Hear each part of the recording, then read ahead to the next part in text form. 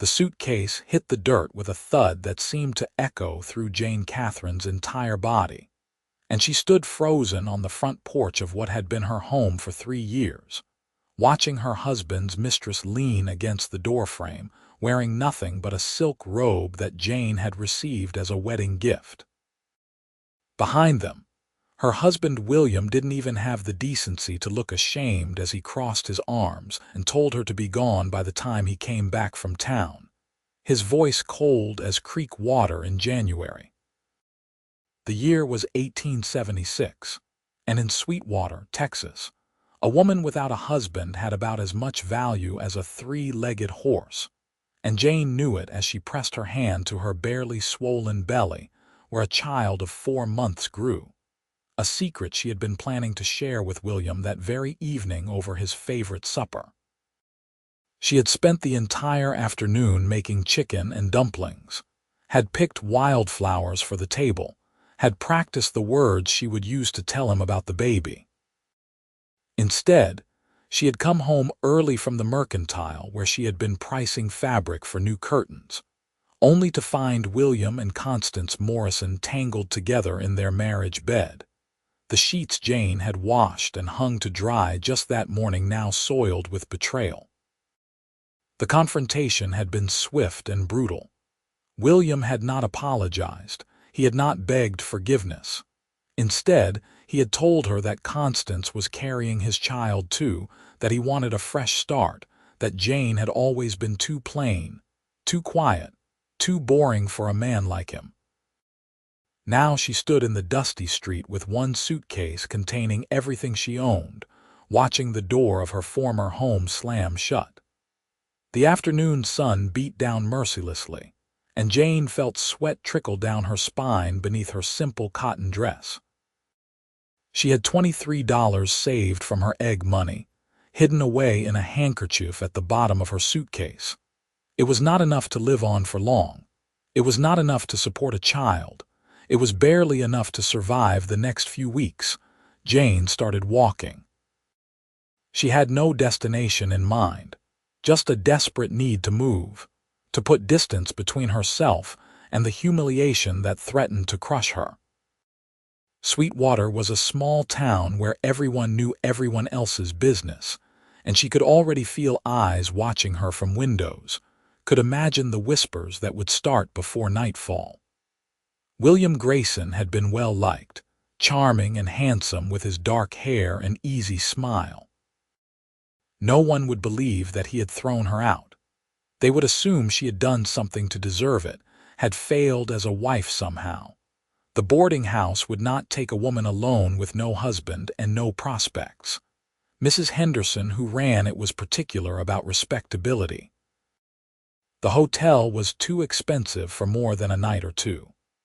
Jane walked past the church where she had married William, past the schoolhouse where she had once dreamed of sending her children, past the saloon where men's laughter drifted out into the street like smoke.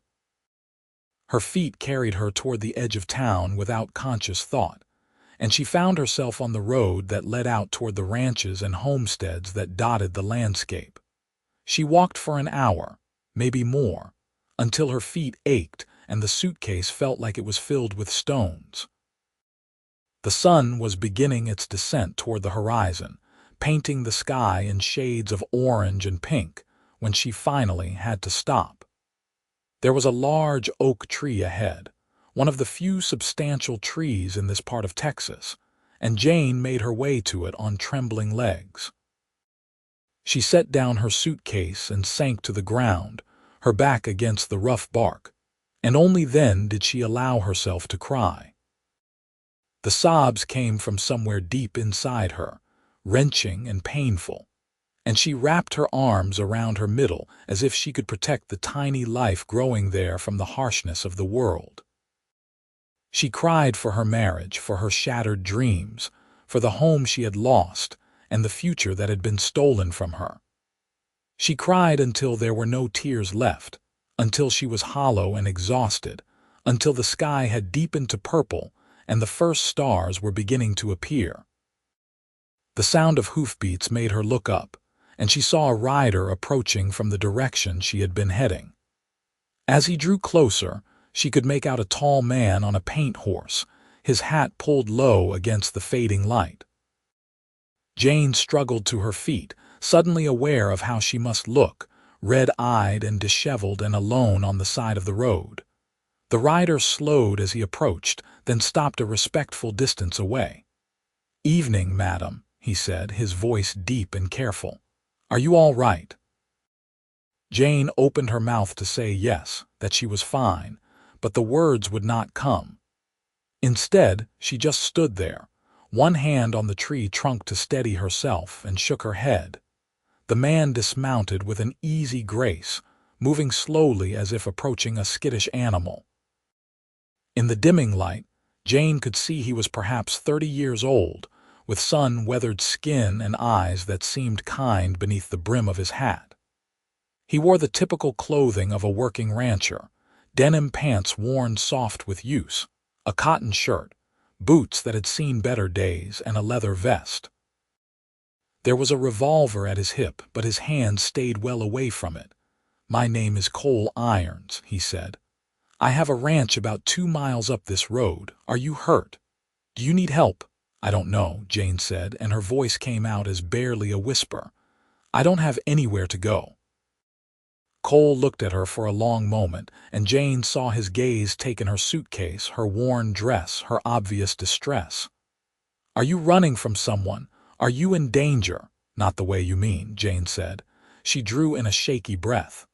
"My husband, he threw me out today, this afternoon." She saw something flash in Cole's eyes, something that might have been anger, but his voice remained calm and gentle. "Do you have family in town? Friends who could take you in?" Jane shook her head. She had come to Sweetwater 3 years ago when she married William. Her own family was back in Missouri, her parents both dead. Her brother moved to California for the gold fields. She had written to him faithfully for a year before the letters started coming back undeliverable. As for friends, she had a few acquaintances, women she spoke with at church or the mercantile, but no one close enough to impose upon, especially not with the scandal that would be following her name. "I see," Cole said quietly. He removed his hat and ran a hand through his dark blonde hair. "Madam, I know you have no reason to trust me, and I know how this might look, but I cannot in good conscience leave you out here alone when night is coming on. There are coyotes in these parts and occasionally wolves. My ranch is close by. I have a spare room and my housekeeper, Mrs. Chen, lives there too.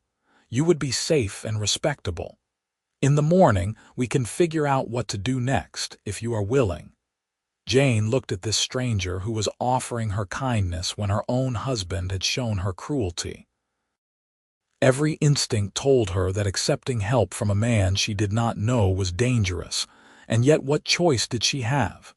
She could not walk back to town. She had nowhere to sleep, no one to turn to, and the darkness was gathering quickly.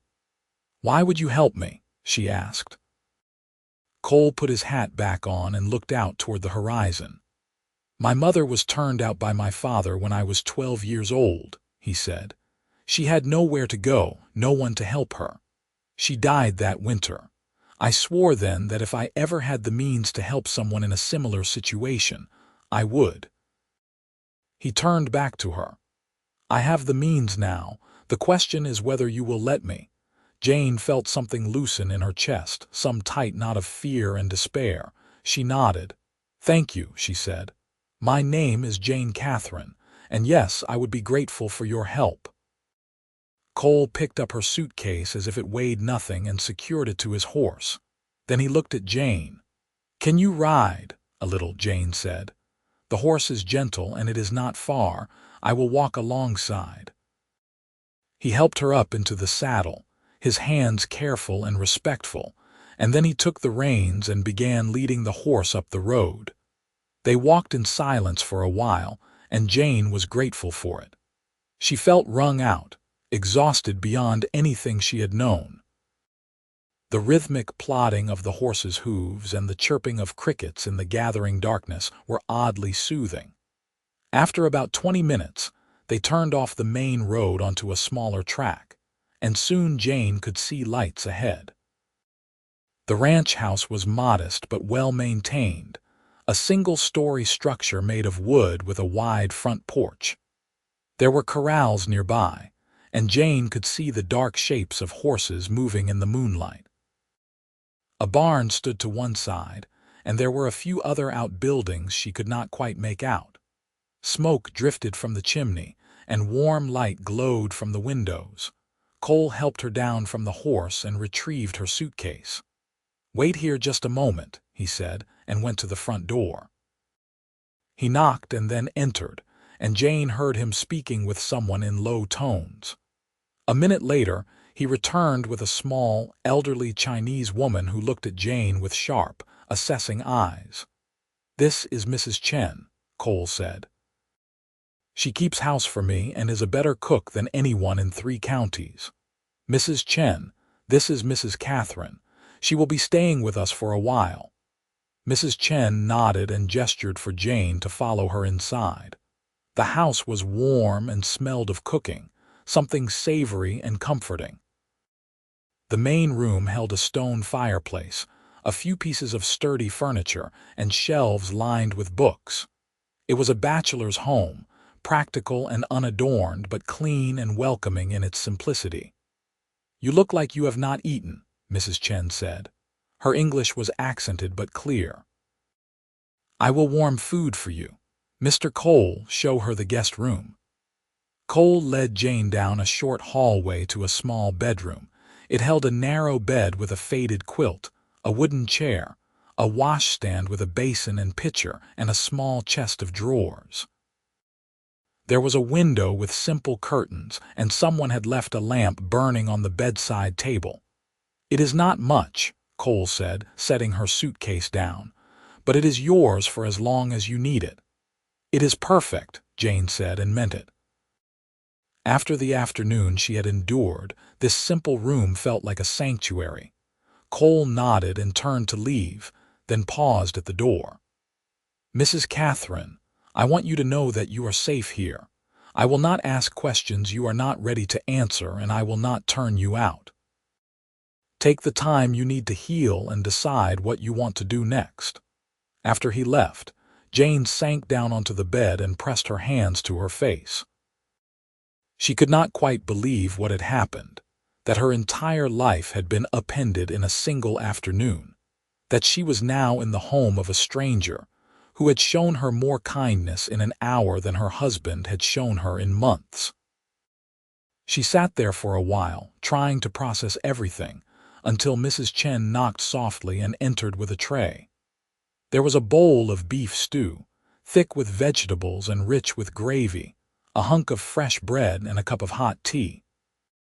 Jane had not realized how hungry she was until the smell hit her, and she ate with an appetite that surprised her, feeling strength seep back into her body with each bite.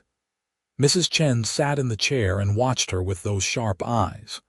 "You are with child," Mrs. Chen said. It was not a question. Jane nearly dropped her spoon. "How did you know?" "I've delivered many babies in my time. I see the signs. Does Mr. Cole know?" "No," Jane said. "No one knows except my husband, and he does not care." Mrs. Chen made a sound of disgust. "Then he is a fool. You will tell Mr. Cole soon. He will want to know if he is to help you properly." "I will," Jane said. "Just not tonight. Tonight I can barely think straight." Mrs. Chen nodded and stood. "You rest. Tomorrow will come soon enough, and with it new challenges. But you are strong. I can see this. You will survive." After Mrs. Chen left, Jane finished her meal and changed into her nightgown. She washed her face and hands in the basin, brushed out her long brown hair, and climbed into bed. The sheets smelled of sunshine and soap, and the mattress was comfortable beneath her aching body. She lay there in the darkness, one hand on her belly, and wondered what would become of her and her child. The next morning, Jane woke to sunlight streaming through the window and the smell of coffee and bacon. For a moment she was disoriented, unsure where she was, and then memory came flooding back. She dressed quickly in her second-best dress, a simple gray cotton that was practical and modest, and braided her hair back from her face. When she emerged from the bedroom, she found Cole and Mrs. Chen in the kitchen. "Good morning," Cole said. He was standing by the stove with a cup of coffee already dressed for the day's work. "I hope you slept well." "Better than I expected," Jane admitted. "Thank you again for taking me in." "Sit, eat, Mrs. Chen said, placing a plate of bacon, eggs, and biscuits on the table. "You are too thin." Jane sat and ate, trying not to feel self-conscious under Cole's gaze. He seemed to sense her discomfort and busied himself with his coffee, looking out the window toward the corrals. "I need to ride out and check on the herd today," he said. "I have about 200 head of cattle spread across my land, and I need to make sure they are all accounted for. Mrs. Chen will be here if you need anything. Make yourself at home. There are books on the shelves if you want to read, or you can help Mrs. Chen if you prefer to keep busy." "I would like to help," Jane said. "I am not accustomed to being idle." Mrs. Chen smiled approvingly. "Good. We will do the washing today, and I will show you where everything is." Cole nodded and set down his cup. "I will be back by evening," he said. He hesitated, then added, "Mrs. Katherine, I mean what I said last night. You are welcome here as long as you need to stay. I know you must have a lot to think about, and I will not pressure you to make any decisions before you are ready." After he left, Jane helped Mrs. Chen clear the breakfast dishes and then followed her outside to the washing area behind the house. There was a large metal tub, a washboard, and a line strung between two posts for hanging clothes to dry. Mrs. Chen showed her where the soap was kept, how to heat the water in the big pot over the fire pit, and they set to work. As they worked, Mrs. Chen talked about the ranch. Cole had bought the property 5 years ago with money he had saved from working cattle drives up to Kansas. He had built the house himself with the help of a few hired hands, and he had been slowly growing his herd ever since. He was a good man, Mrs. Chen said, honest and hardworking and kind. He paid her fair wages, treated her with respect, and never touched the whiskey that ruined so many men in this country. "He is lonely, though," Mrs. Chen said as she scrubbed a shirt against the washboard. "He works too hard, spends too much time alone. A man needs a family, children, someone to share his life with." Jane felt her cheeks flush. "I am married, Mrs. Chen," she said quietly. "To a man who threw you out," Mrs. Chen said bluntly. "That is no marriage. You will need to think about what you want for your future and for your child." "How can I think about the future when I can barely understand the present?" Jane asked, and she heard the tremor in her own voice. "Everything I thought I knew about my life was destroyed yesterday. I thought William loved me. I thought we would grow old together, raise children together. I was happy, or at least I thought I was. How did I not see what was happening?" Mrs. Chen paused in her work and looked at Jane with sympathy. "Sometimes we see what we want to see, especially when we love someone. It is not your fault that your husband betrayed you. The fault is his alone." They worked in companionable silence for a while, and Jane found the physical labor soothing. There was something satisfying about the simple task of washing clothes, about making something dirty clean again. By midday, they had several lines full of laundry flapping in the Texas breeze, and they went inside to prepare the midday meal. Mrs. Chen showed Jane the pantry and the root cellar, explaining what provisions they had and what Cole usually liked to eat. Together they made a simple meal of beans and cornbread, and they sat at the kitchen table to eat it. After the dishes were cleared and washed, Mrs. Chen announced she was going to take a rest, as was her habit in the afternoon, and suggested Jane do the same. Instead, Jane wandered into the main room and looked at the books on the shelves. There were novels by Dickens and Twain, volumes of poetry, books about animal husbandry and agriculture, and a well-worn Bible. She selected a volume of poetry and settled into one of the chairs by the fireplace, losing herself in the words. She must have dozed off, because she woke to the sound of the front door opening and Cole's voice calling out a greeting. She sat up, disoriented, and saw that the light outside had changed to the golden hue of late afternoon. Cole came into the room, dusty and tired, and smiled when he saw her. "I see you found the books," he said. "That is good. Help yourself to any of them." "Thank you," Jane said, setting the book aside. "How was your day?" "Long but productive. The herd is looking good and I found no signs of trouble." He removed his hat and ran a hand through his hair. "I am going to wash up for supper. Mrs. Chen said she was making roast chicken tonight, and I have been thinking about it all afternoon." Supper was indeed roast chicken, golden and crispy on the outside and tender within, served with potatoes and carrots and fresh bread. They ate at the kitchen table, the three of them, and Cole asked Jane about her day. She told him about the washing and the books, and he seemed pleased that she was settling in. After supper, Cole went out to tend to the horses, and Jane helped Mrs. Chen clean up. When everything was put away, Mrs.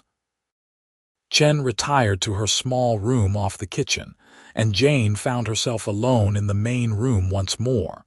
She was looking at the books again when Cole came back inside. "Mrs. Katherine," he said, and there was something in his tone that made her turn to face him. "May I speak with you for a moment?" "Of course," Jane said, her heart suddenly beating faster. Cole gestured to the chairs by the fireplace, and they both sat.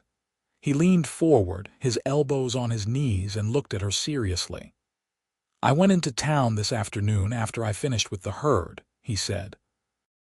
"I wanted to get some supplies and I heard some talk."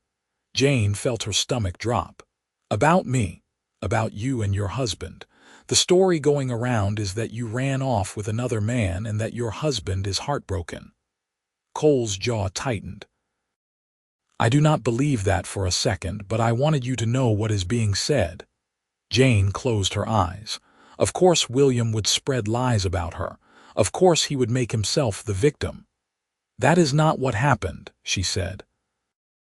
"I came home early yesterday and found William in bed with Constance Morrison. When I confronted them, he told me to leave. He said he wanted to be with her, that I was not enough for him. He threw me out with one suitcase and $23. "I believe you," Cole said quietly. "And I am sorry that people are saying otherwise, but I wanted you to know so you are prepared in case you go into town."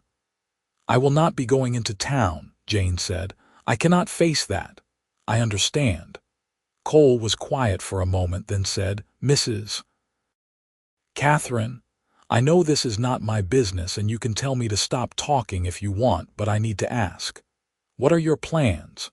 Do you intend to try to reconcile with your husband?" "No," Jane said, and she was surprised by the firmness in her own voice.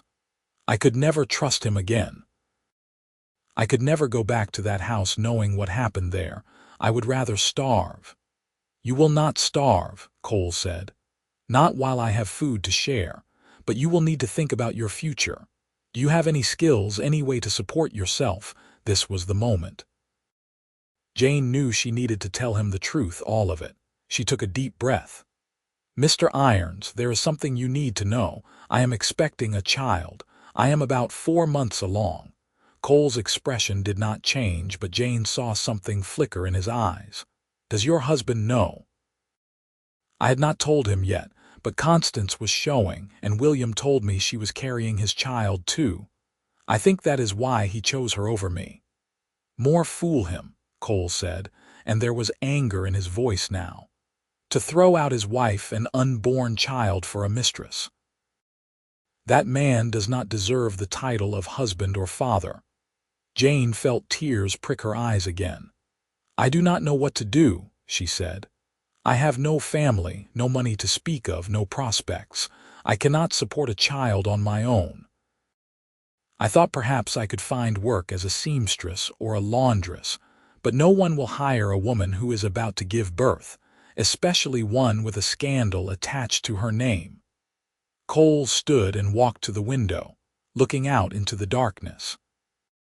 For a long time he said nothing, and Jane sat there with her heart pounding, waiting for him to tell her that she would need to leave, that he could not shelter a pregnant woman, that it would ruin his reputation.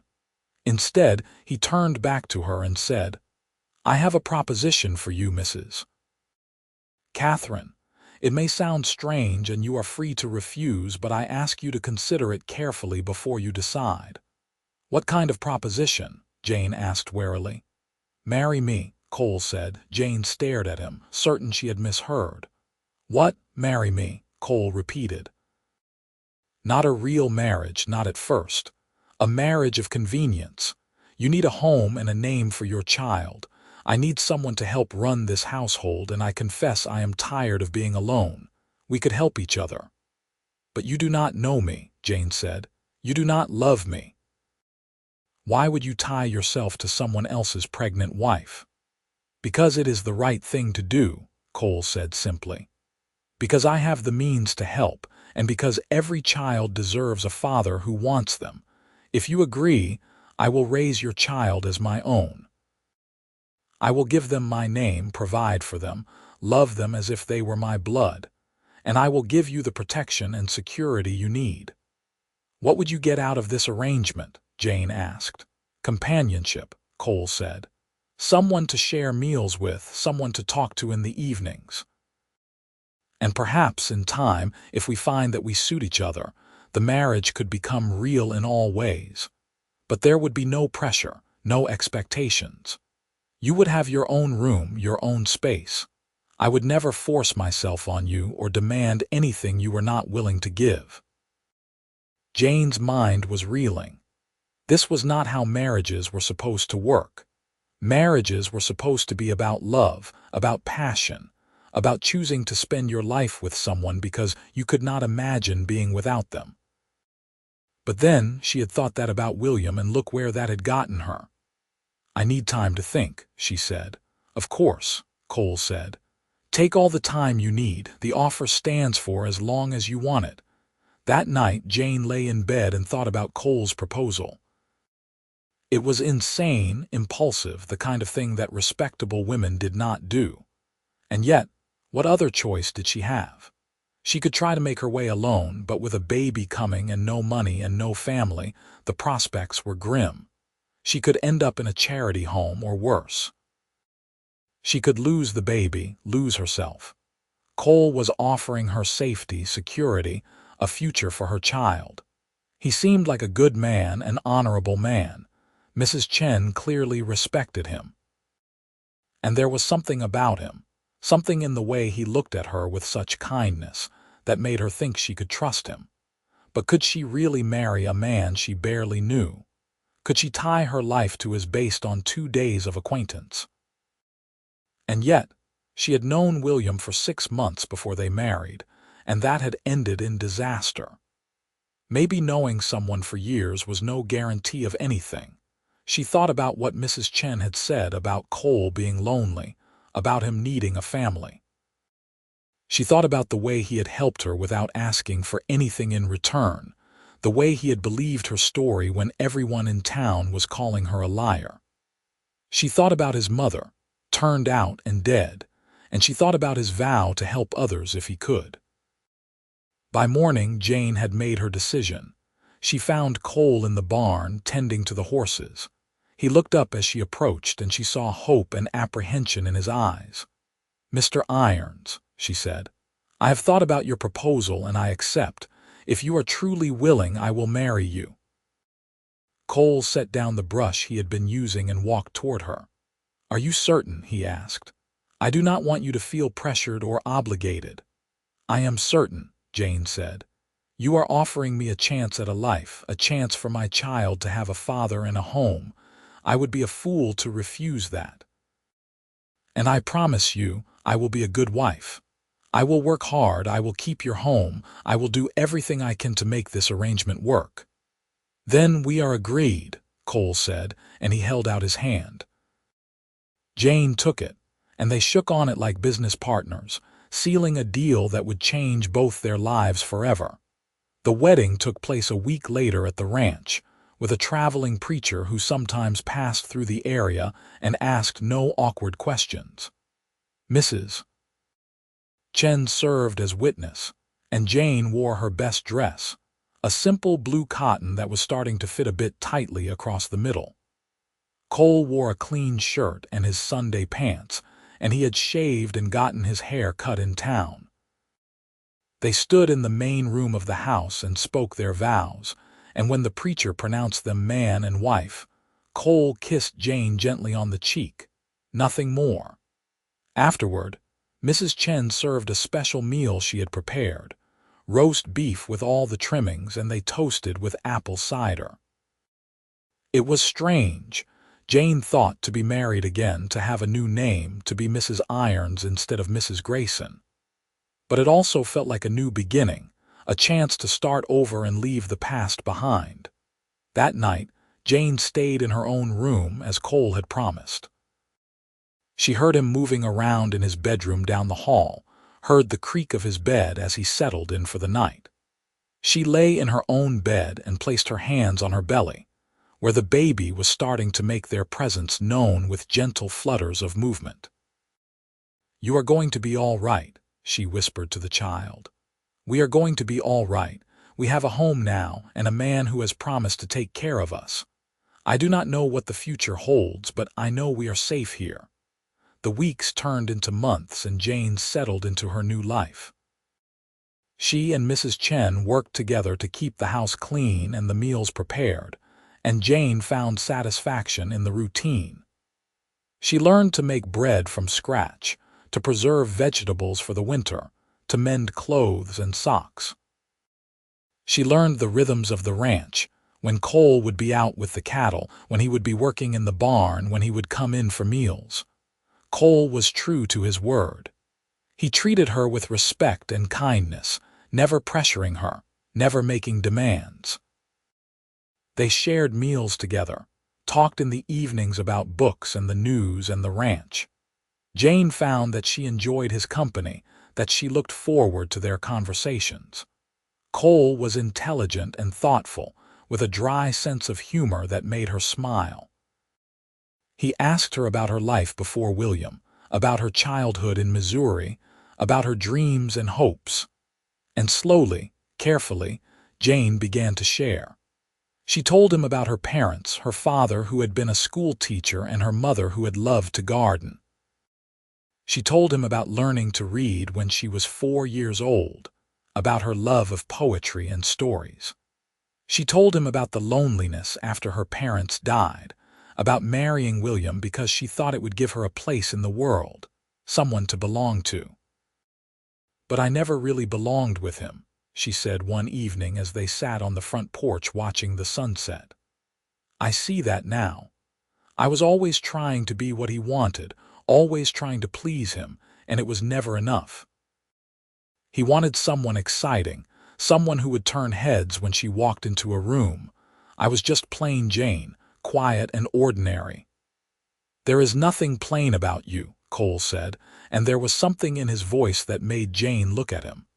"You are strong and brave and kind. You are building a new life from the ashes of the old one, and that takes more courage than most people ever have to show. Any man would be lucky to have you." Jane felt warmth spread through her chest, and she smiled. "Thank you," she said softly. As her pregnancy advanced, Cole became increasingly protective. He insisted she not lift anything heavy, that she rest whenever she was tired, that she eat extra portions to make sure the baby was getting enough nourishment. He brought home special treats from town, jars of preserved peaches and blocks of cheese, ribbons and fabrics, so she could make clothes for the baby. He even brought home a cradle he had ordered from the carpenter, beautifully made from oak and polished to a shine. "The baby will need somewhere to sleep," he said when Jane protested the expense. "And I want them to have the best." Jane found herself thinking of Cole more and more, noticing the way his eyes crinkled when he smiled, the strength in his hands, the gentleness with which he treated the animals. She noticed how hard he worked, how he never complained even when he came home exhausted and sore. She noticed how patient he was with her, how he seemed to understand when she needed space and when she needed company.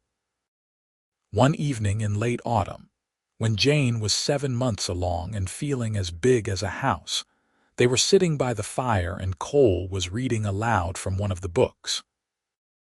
Jane was mending one of his shirts, and she found herself watching his face in the firelight, watching the way his lips formed the words, and she realized with a start that she was developing feelings for this man who was her husband, but not really her husband. It frightened her, this realization. She had sworn to herself that she would never let herself be vulnerable again, never let herself love a man who could hurt her. But Cole was not William. Cole had shown her nothing but kindness and respect. Cole had kept every promise he had made to her. When he finished reading and looked up, he caught her staring at him. "Is everything all right?" he asked. "Yes," Jane said. "I was just thinking about how much my life has changed since I met you, how different things are now." "Better, I hope," Cole said. "So much better," Jane said. "Cole, I want you to know how grateful I am for everything you have done for me. You saved my life and my child's life. I will never be able to repay that debt." "There is no debt," Cole said seriously. "This is not a transaction, Jane. This is a life we are building together, and I am grateful too. I was lonely before you came. This house felt empty. Now it feels like a home." Before Jane could respond, the baby gave a particularly strong kick, and she gasped and put her hand to her belly. Cole was on his feet in an instant, concern written across his face. "Are you all right? Is something wrong?" "No, no," Jane said, laughing. "The baby is just very active tonight. Here, feel." She reached for his hand and placed it on her belly where the baby was moving. Cole's eyes widened as he felt the kicks and rolls of the baby beneath his palm. "That is amazing," he said softly. "Is it always like this?" "Sometimes more, sometimes less," Jane said. "But lately, this little one seems determined to make their presence known." Cole kept his hand on her belly, a look of wonder on his face, and Jane felt something shift between them. This was not just a business arrangement anymore, not just a marriage of convenience. This was becoming real. The baby arrived on a cold December morning, 2 weeks before Christmas. Jane had been having pains all through the night, and by dawn they were coming strong and close together. Mrs. Chen sent Cole to fetch the midwife from town, a capable woman named Mrs. Rodriguez who had delivered half the babies in Sweetwater. The labor was long and difficult, and there were moments when Jane thought she could not endure another minute. But Mrs. Chen and Mrs. Rodriguez were there, supporting her, encouraging her, and Cole waited just outside the door, refusing to leave despite Mrs. Rodriguez's suggestion that he go work in the barn. Finally, as the winter sun was beginning to set, Jane gave one last push and heard the sharp cry of a newborn. Mrs. Rodriguez held up a squirming, red-faced baby and declared, "It is a boy, a healthy boy." Jane fell back against the pillows, exhausted and relieved and overwhelmed with emotion. Mrs. Chen cleaned the baby and wrapped him in soft blankets, then placed him in Jane's arms. Jane looked down at her son's tiny face, his dark hair plastered to his head, his little fists waving in the air, and she fell in love instantly and completely. "He is perfect," she whispered. There was a soft knock at the door, and then Cole was there, his face anxious. "May I come in?" "Yes," Jane said. "Come meet your son." Cole approached the bed slowly, and when he looked down at the baby, his expression transformed. Jane saw love and awe and something like reverence in his eyes. "He is beautiful," Cole said. "What shall we name him?" Jane had been thinking about this for weeks. "I would like to name him Thomas," she said, "after my father, Thomas Cole Irons." "Thomas," Cole repeated, and he smiled. "It is a strong name. Hello, Thomas. Welcome to the world." He reached out tentatively, and Jane shifted the baby so Cole could hold him. Cole took his son, so careful and gentle, and Jane watched as he cradled Thomas against his chest. The baby quieted immediately, as if he recognized his father's heartbeat, and Cole looked up at Jane with tears in his eyes. "Thank you," he said. "Thank you for trusting me with this precious gift." The early months of Thomas's life were a blur of sleepless nights and endless feedings, of learning to change diapers and soothe, crying, and interpret the different sounds the baby made. Cole threw himself into fatherhood with the same dedication he showed to everything else, walking the floor with Thomas when he would not sleep, singing lullabies in his deep, slightly off-key voice, helping Jane with the middle-of-the-night feedings. Jane watched Cole with their son and felt her heart open wider and wider. She saw how he looked at Thomas with such love, how protective he was, how patient. This man had taken on another man's child and was raising him as his own, without reservation or resentment. William had thrown her out, but Cole had taken her in.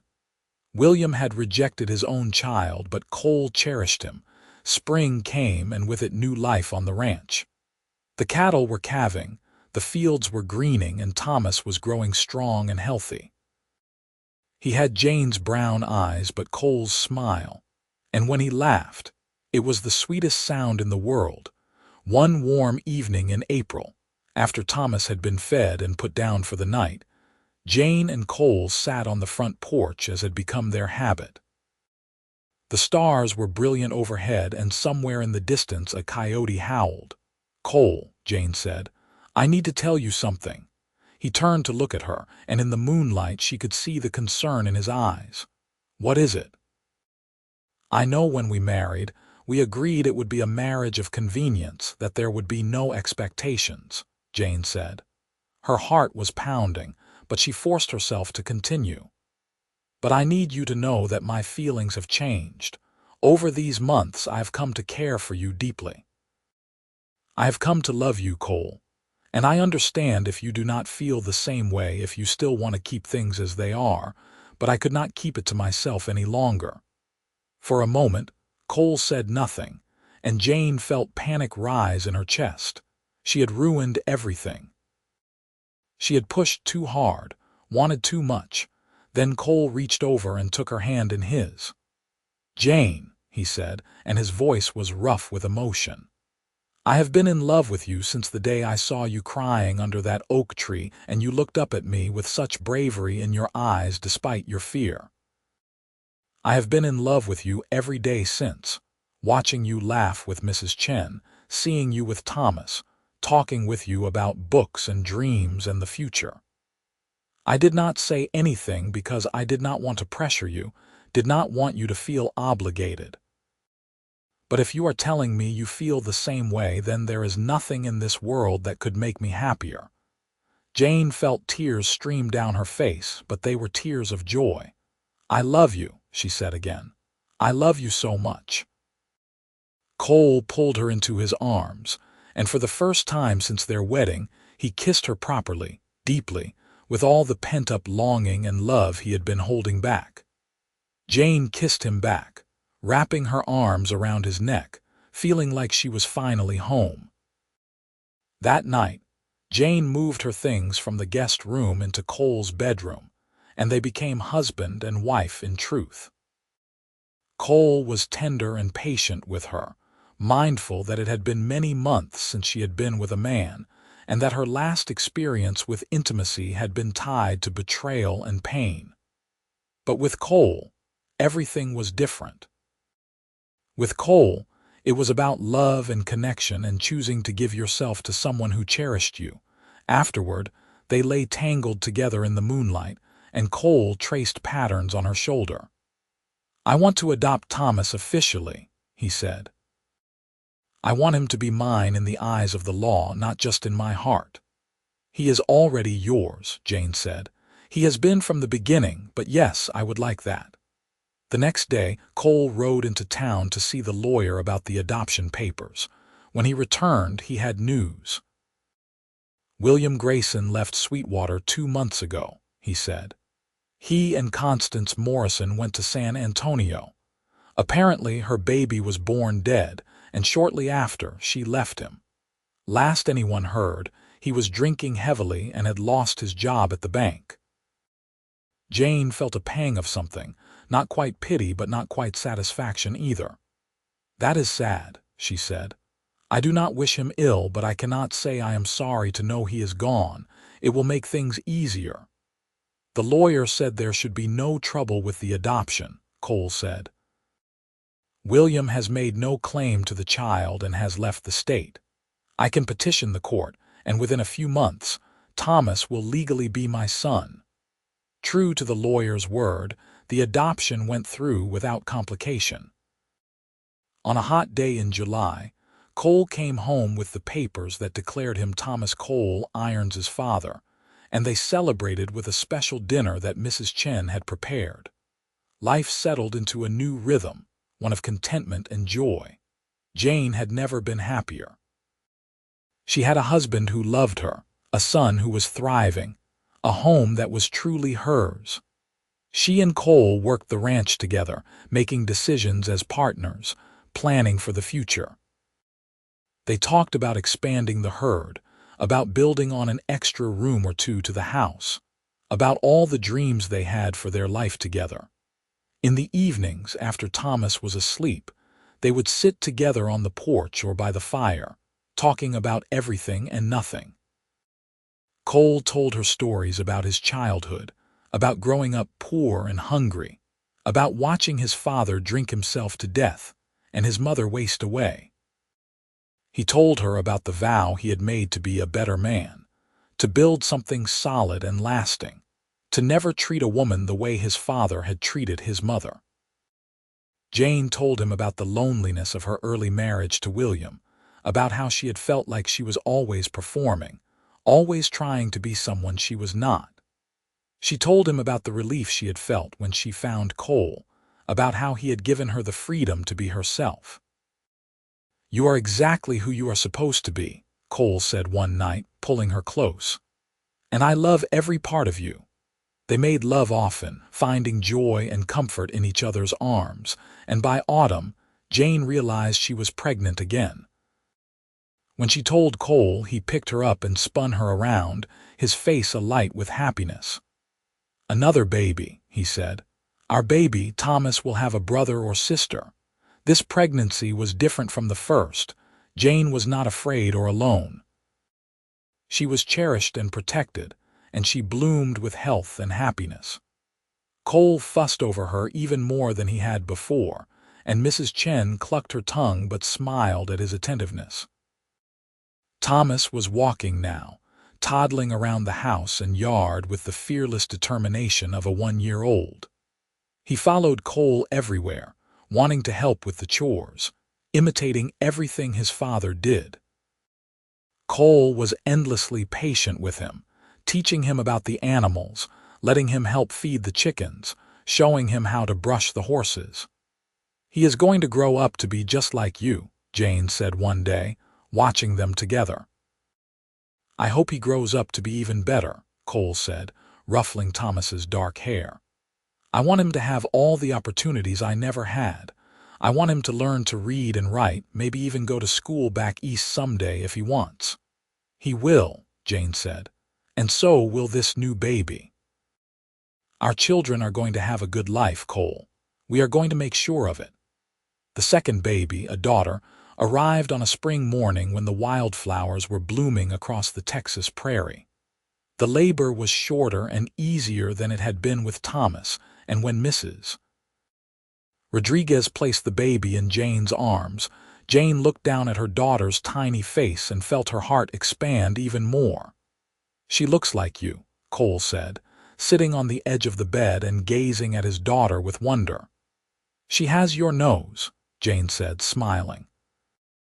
They named her Rose, for the wild roses that grew near the creek on their property, and for the way she seemed to bring even more beauty into their lives. Thomas was fascinated by his baby sister, wanting to hold her and help take care of her, and Jane had to remind him constantly to be gentle. The years flowed by like water in the creek, smooth and steady.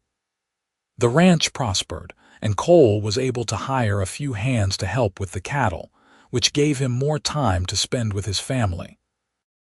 They added 2 more rooms to the house, a proper nursery for Rose and a room that served as Cole's office and a library for their growing collection of books. Thomas grew into a bright, curious boy who loved animals and learning. Jane taught him to read, and soon he was devouring every book they owned.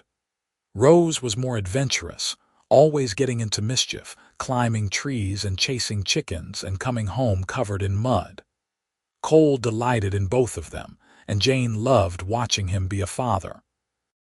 When Thomas was 5 and Rose was 3, Jane gave birth to twin boys, Samuel and Daniel, who kept everyone on their toes with their boundless energy.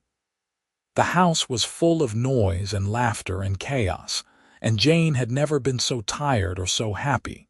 Mrs. Chen, now quite elderly, still helped around the house but had slowed down considerably. Jane often found her in the rocking chair with one or more of the children on her lap, telling them stories about China and her own childhood. The children loved her dearly, calling her grandmother Chen. One evening, after the children were all in bed and the house was finally quiet, Jane and Cole sat on the porch and watched the stars. It had been almost 8 years since the day Jane had arrived at the ranch.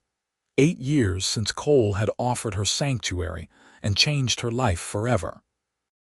"Do you ever regret it?" Jane asked. "Taking me in that day, everything that came after." Cole took her hand and brought it to his lips. "Not for a single moment," he said. "You and the children are the best thing that ever happened to me. You are my family, my heart, my home. I thank God every day that I found you crying under that tree." "I was so lost that day," Jane said.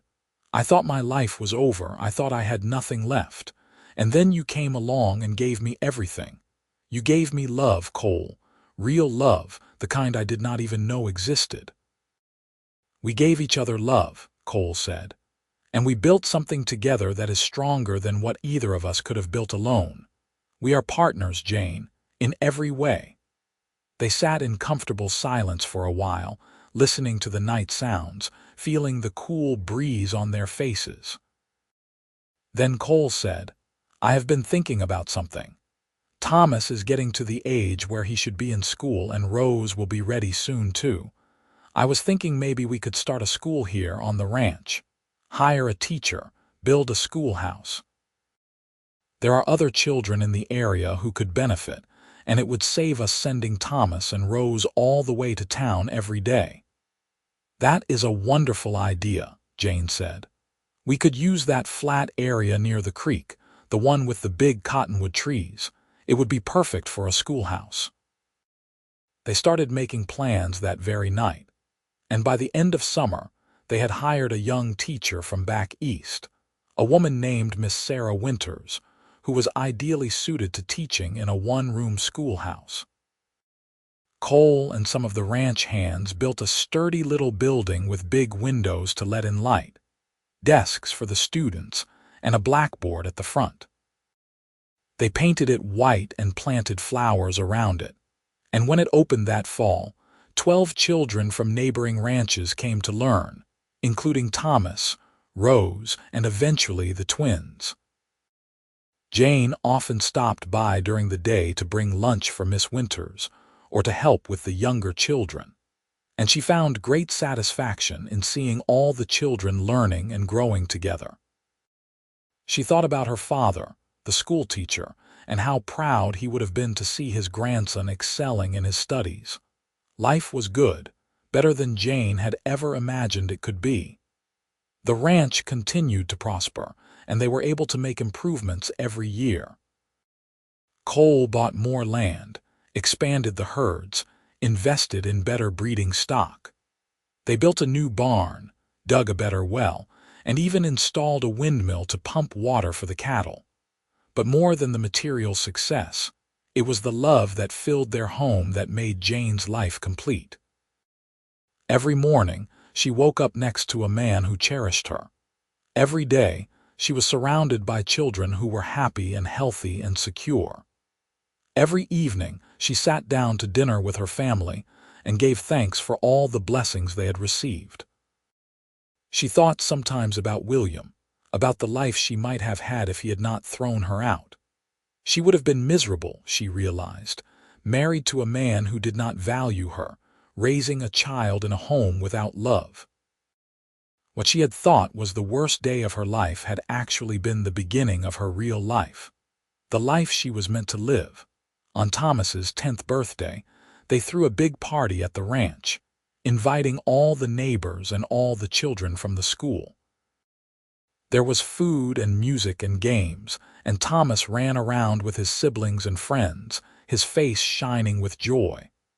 Cole stood with his arm around Jane's waist, watching their son, and said, "He is a fine boy. We have done well by him." "We have," Jane agreed, "and he knows he is loved. That is the most important thing." Later that evening, after all the guests had gone home and the children were asleep, Jane and Cole took a walk down by the creek. The moon was full, casting silver light across the water, and the air was sweet with the scent of wild roses. "Do you remember the first time we talked about Thomas?" Cole said. "When you told me you were pregnant and I asked you to marry me." "I remember," Jane said. "I thought you were crazy. I thought I was crazy for accepting." "It was the sanest thing either of us ever did," Cole said. He stopped walking and turned to face her, taking both her hands in his. "Jane, I want you to know that Thomas is my son in every way that matters. I have never thought of him as anything else, and I want him to know that too. I want all our children to know that love is what makes a family, not blood." "They know," Jane said, tears streaming down her face. "They absolutely know. You are the best father I could have ever hoped for Thomas and for all our children. You love them all equally, without reservation. That is a rare and precious gift." "I learned it from you," Cole said. "You taught me what it means to give your whole heart to someone, to put their needs before your own, to love without conditions. You made me a better man, Jane. And you made me a whole person again," Jane said. "You took someone who was broken and lost, and you helped me find myself again. I love you more than I can ever express." They stood there in the moonlight, holding each other, and Jane felt the weight of all the years, all the joy and struggle and triumph. They had built something beautiful together, something lasting. Their children would grow up knowing they were loved, knowing they were safe, knowing they had a home and a family that would always be there for them. As the years continued to pass, the children grew. Thomas became a thoughtful young man who loved books and learning, but also had his father's skill with animals. At 18, he decided he wanted to become a veterinarian, and with his parents' blessing and financial support, he went to study at the agricultural college in College Station. He wrote home regularly, telling them about his classes and his dreams, and Jane treasured every letter. Rose became a teacher herself, working alongside Miss Winters in the schoolhouse, and then eventually taking over when Miss Winters retired. She was patient and creative with the children, and she loved living on the ranch and being close to her family.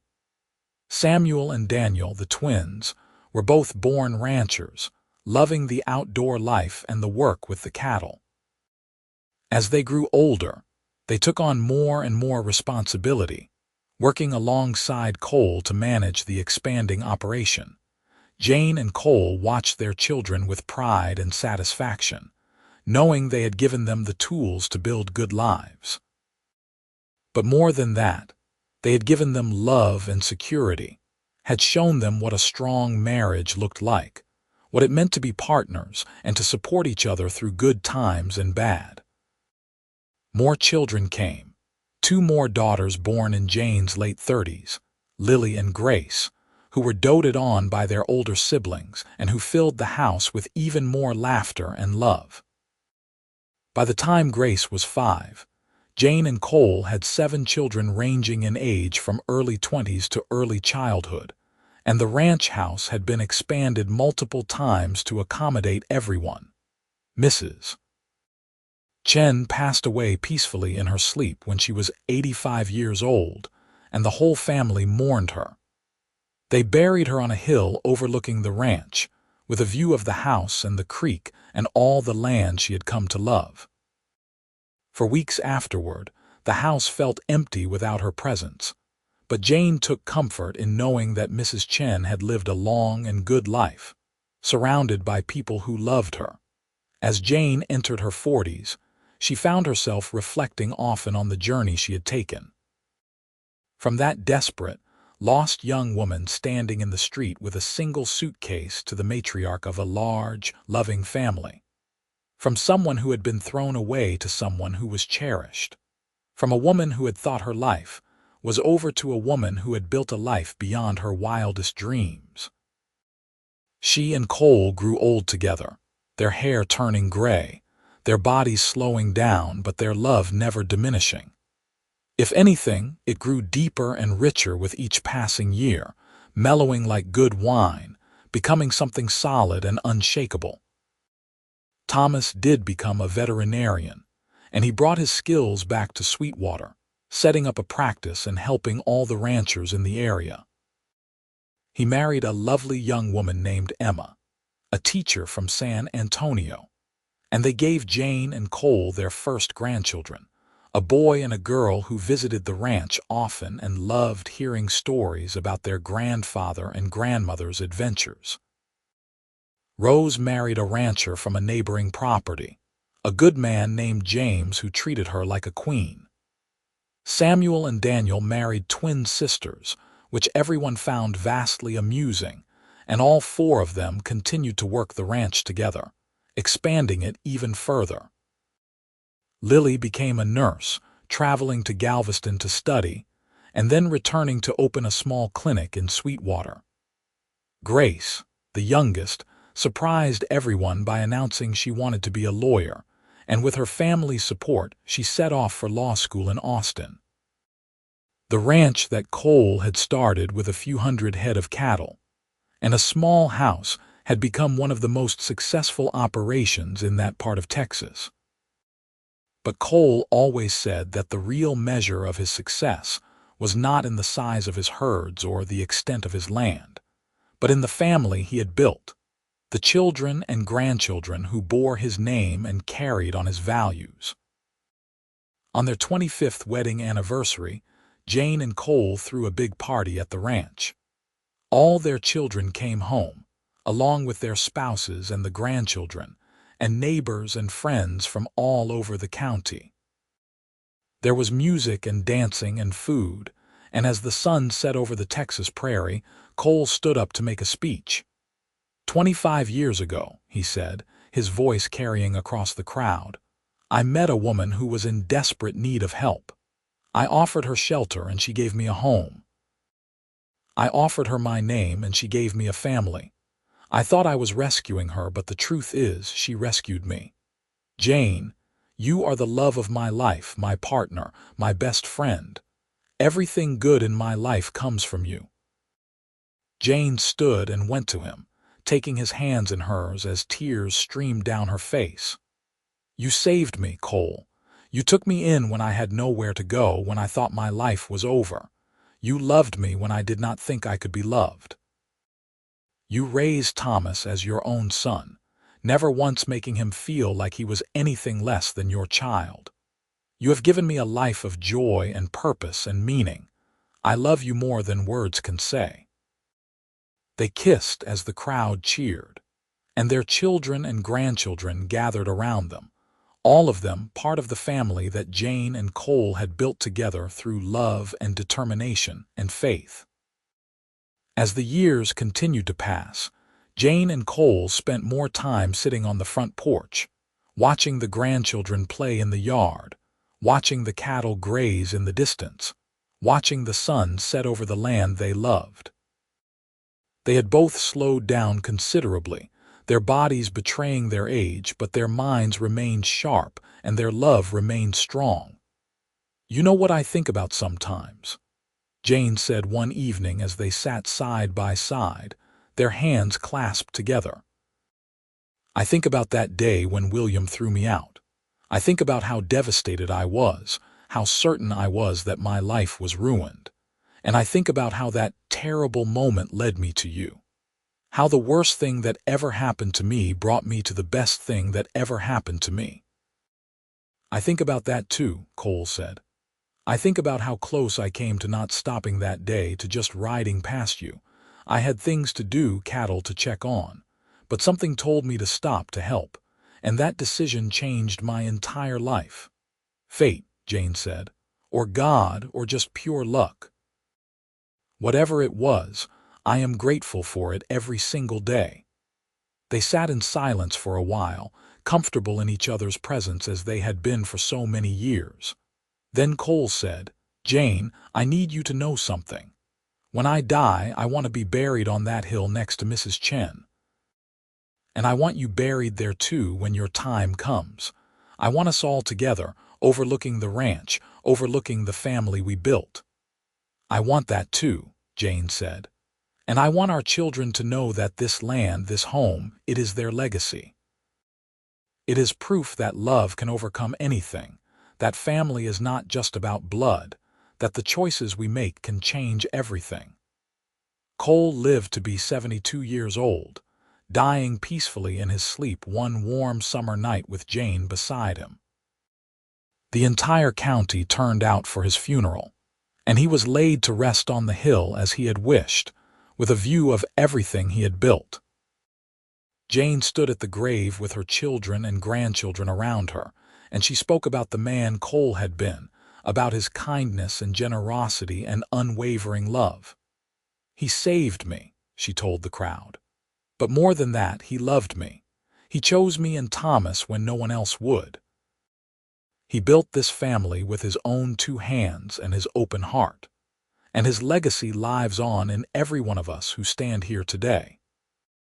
Jane lived another 15 years after Cole's death, long enough to see all her children settled and happy, long enough to know dozens of grandchildren and even a few great-grandchildren. She remained active in the community, helping with the school, working at Lily's clinic, offering advice and support to anyone who needed it. But she missed Cole every single day, missed his laugh and his touch, and the way he had always made her feel safe and cherished.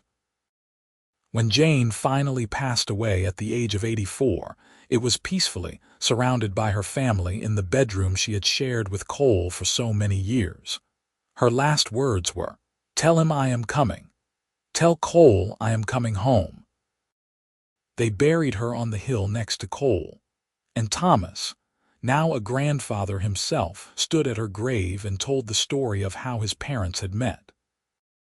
He told about his mother's courage and his father's kindness, about the marriage of convenience that had become the greatest love story he had ever known.